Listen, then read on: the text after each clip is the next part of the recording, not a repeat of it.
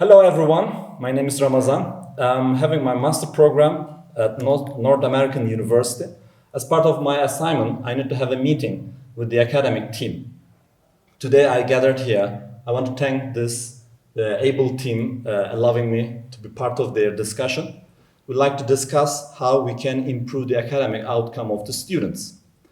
Here with me, Mr. Collins as a physics teacher, Mr. CJ here, HOD of Physics Department, and Mr. Kueya, Academic Coordinator, who's in charge of overall all the academic progress in the school. So I'm with the right team to discuss the academic outcome. First off, I did an observation, a lesson observation, Physics Year 11, where Mr. Collins was the teacher. I'd like to give very brief feedback regarding to that. Mr. Collins started with question asking, not directly giving the definitions, which is something good. Actually, this is a bit of active learning as well. Instead of giving the information directly, start asking questions and trying to push the students to think about it. That's something very good. He was encouraging the students to speak and ask questions. He was using smartboard, interactive board. He had a presentation together with the conventional whiteboard. He combined use of these two displays together, which was something really good. He was also trying to involve the quiet students. Some students were not involving so much. So he was asking them if they are on track, if they understand. He is asking questions to them. That was good. He showed a video. I think this is an online resource the school is using. As far as I know, GCSE pod, you guys call it. It was quite an explanatory, nice video. The things further can be done, in my opinion. More of active learning strategies could be used. Active learning is where the student take in charge the learning process. Teacher, in the lecturing method, teaches the one way information transmitter, but in active learning, student is at the center of learning process. Teacher is not giving everything pre-made. It's not like spoon feeding. Instead of that, teacher is giving some clues, some questions, facilitating the learning environment and trying to help them, scaffolding them towards the learning. For example, he did a bit of that as well. He asked students to do a research. The topic was radioactivity. And one of the radioactive radiations is beta radiation, which is made up of electrons. But the process is taking place in the nucleus. So he asked, there are no electrons in the nucleus. So how this beta radiation coming from the nucleus? He didn't give the answer there. He just told them, go and research. This is good. In the next lesson, if he follows up and asks each and every student if they did that research and find out, this is some form of active learning. Beyond that, he can set up groups. For example, in the characteristics of those radiations, instead of giving all of them at once on the screen, students can be set up of groups of 3, for example, and they can be allowed to use their books or their online resources to investigate about the features of the characteristics of those radiation types. So instead of just giving it to them readily, pushing them to learn on their own. So what do you think, Mr. Collins? Yeah, that is a great idea, and I'll take it positively, and I'll ensure that we can make positive use of it.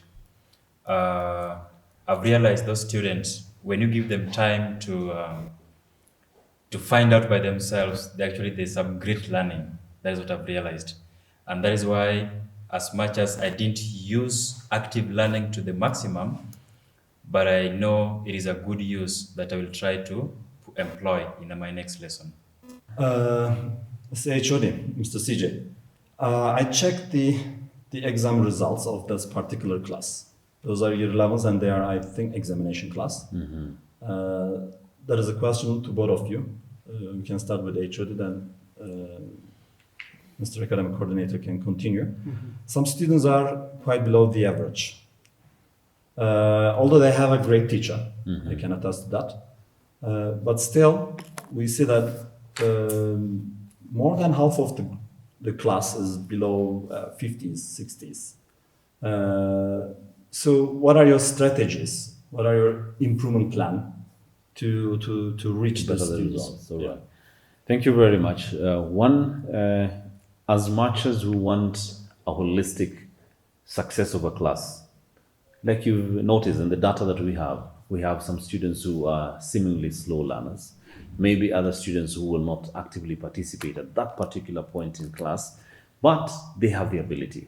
So one of the strategies that we've put in place is that we would want the teacher, just like the lesson that you observed is radiation, to radiate this knowledge back to the student now on a closer proximity, where the student will be with the teacher one-on-one.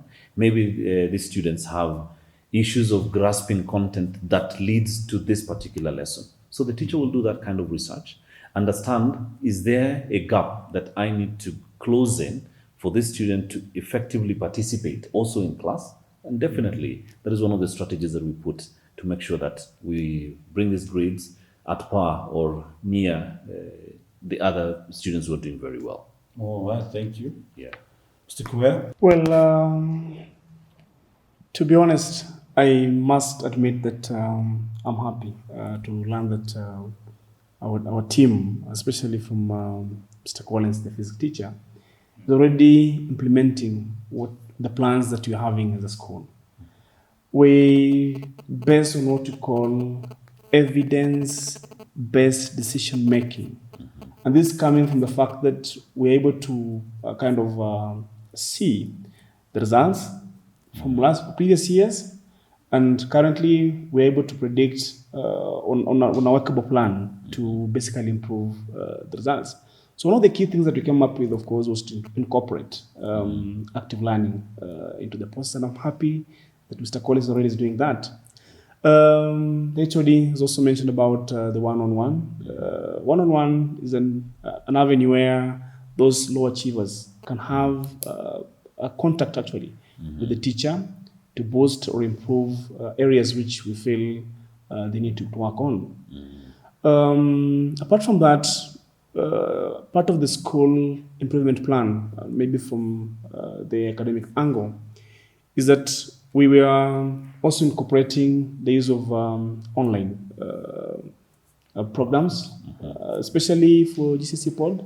It is indeed very helpful. And again, I'm glad that Mr. Collins was able to capture that in the learning process. So we believe slowly, as we continue carrying on with the plan, we look for the best. All right. Yeah. Mr. Kuya, I want to ask, you said evidence-based decision making. This Yes. is something very important indeed. Yes. What other sources of data do you have in your school other than examination results to determine the student learning and the teacher's performance, maybe? What kind of source of data do you have? We have what we call school information system. It's a kind of it's a platform which I think every given learner, and of course even members of staff, we incorporate both the academic, the behavioral aspect of the learners, just to capture but a few. So from the system, it's very easy to do some analysis. Every given exam that is given, be it an end of term exam, a midterm exam, even a CAT, continuous assessment test, it's very easy for us to get the feedback, and we use this kind of information to now work on the areas that need kind of improvement. Mr. CJ, in terms of teacher evaluation, teacher appraisal, I think in my interviews with the principal, he mentioned teachers are being evaluated by students and by HODs as well. Can you please talk about that one a bit? Yes, we do evaluate our teachers, particularly those who join in the school freshly, or sometimes we just evaluate to do quality assurance and to make sure that service delivery is at par. We believe in success, and holistic success is a pillar that we really rely on. And one of the things that we do in terms of research is to see, is the knowledge being imparted on students effectively or not? Do the students feel that, yes, I'm being given that knowledge well?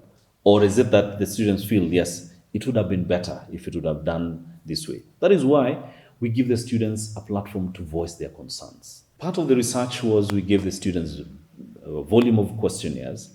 They would fill in, they would answer the questions, and by so doing, out of that research and data, we found out that the students required more of participatory learning. They wanted to feel the teacher closer to them, do the practicals with them, maybe make some mistakes together with them. So they will learn through mistakes. They will find, oh, it's okay to make a mistake, and through the practicals, they will just continue and they will love learning. They also wanted a situation where the classroom would be taken outside. For example, if they're learning about motion, one of the students mentioned, if they're learning about motion, they suggested that they would go outside. Even use something that the students really like let's say football. They would use a ball, they would kick, then the teacher will understand and tell them, oh, you see, when the ball is moving, it is in motion. Motion is movement. But within the class, they felt that kind of motion and practical aspect will not really come out very well. So that was one of the things that we considered, and we said, yes, we'll speak to the teachers and, of course, with the academic coordination team, that they would not only confine the lesson into a classroom, but take it outside as well. Oh, wow. Then also they would, like the academic coordinator mentioned, use active interactive boards where we'll have multimedia kind of examples, so that it's not only the teacher giving the example, but the teacher can consult other experts who have done it before. Maybe they would watch a movie or a short clip where they will learn through it. Indeed, that's a great approach. In my lesson observations, Mr. Collins' lesson is not the only one I attended. I attended several others, and I'm seeing that impact there. Now, Mr. Collins, I saw in the school improvement plan that Mr. Koya shared with me, one of the targets is increasing the number of practicals for the students, and as the HOD mentioned as well. But that's a bit of an extra work on the teacher, because preparing a practical lesson is not easy. That's true. Yeah.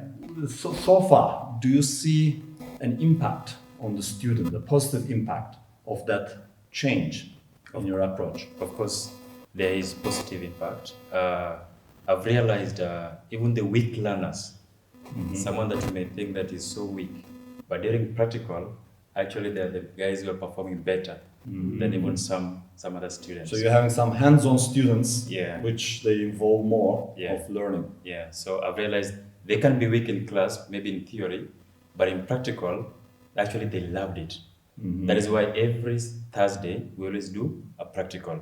It's only that today we didn't do a practical due to some learners who are outside the school. There's some function they were attending. All right. So that is why we had to continue the lesson, but we always have practical every Thursday to improve Alright. the performance. Good. And to speak about the performance, Yes. as you can see, as you said, more than 50 actually, they didn't do well as expected. I think this is the first time they were doing full papers. I gave them paper 2, paper 4, and paper 5. All right. So they face some of the Yes. questions first time. Yeah, That could be a big impact. yeah, and I'm sure with time now that we have done all of them, there will be a great improvement. So you wanted to show them how the actual exam will be, yes. how will be the coverage. Yeah, as early as now. I think that's quite understandable. In terms of getting information and to better the teaching and learning process, we also have what to call peer evaluation. Peer evaluation entails where a teacher from one subject within the department will actually kind of evaluate each other based on the areas of strength and, of course, weaknesses, and they'll give feedbacks across the board in different departments. Over and above that, we also have HODs now going to classes, still as a way for evaluation. Sometimes we bring on board myself now with the academics, the senior director of education, to also go to classes. So we kind of incorporate all this information to now soldier on, because sometimes we realize students will want to prefer teachers who are seen to be very strict in class. The evaluation cannot necessarily be that achievable. I mean, it could be not that positive, I would say.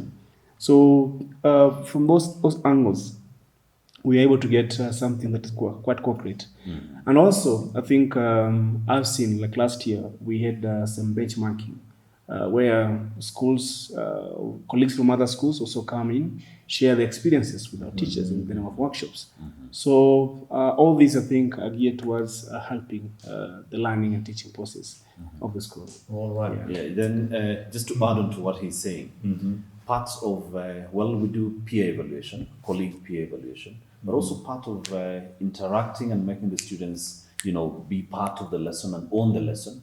We also found that the students asked and requested for peer learning, where if a student loves or understands a particular topic better than the friend or better than the others, they would do peer learning where the students now will take the mantle and explain to the others. Okay. Yeah. Let me just mention something. I think you observed during my lesson. What we were doing in class was kind of discussion, and there was no note taking actually during the lesson. Yeah, I noticed that. Yeah, so what I do in my class, which is according to the academic coordinator's officer, we have a Google Classroom. So what I do in the lesson, during the lesson, I just teach. We do some questions, watch some video clips, but outside the lesson, they can able to do some, take the notes. That's great. Yeah, that's I think also part of the Yeah, SIP as well. SIP is- You want to Absolutely. involve the technology more Yes. in the delivery of the knowledge.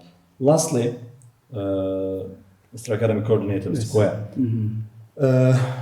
you increase the number of practicals for science courses, but on the other side, these teachers should prepare the students for the examination. Putting more practicals there will take more time. Maybe it helps learning, yes, but on the other hand, they have to finish the syllabus on time to prepare them for the exam as well. So do you think so far your teachers are coping up well with that? Or when they come with an excuse that we have practicals, so I couldn't finish the syllabus on time, how do you take that? Absolutely. I would say they're coping up. I haven't had of a complaint. If anything, we create some extra remedial classes just to kind of catch up. In the event, we'll have those who are seen to be lacking more time to basically complete this. But so far, so good. That's it. Thank you very much, guys. You are doing a great job. Thank you for accepting this meeting for me. I am learning a lot in this school. I'm saying it's a great school and will be one of the best in the country in the near future. Thank you very much. Wish you all the best. Thank you very much. Thank you. Thank you.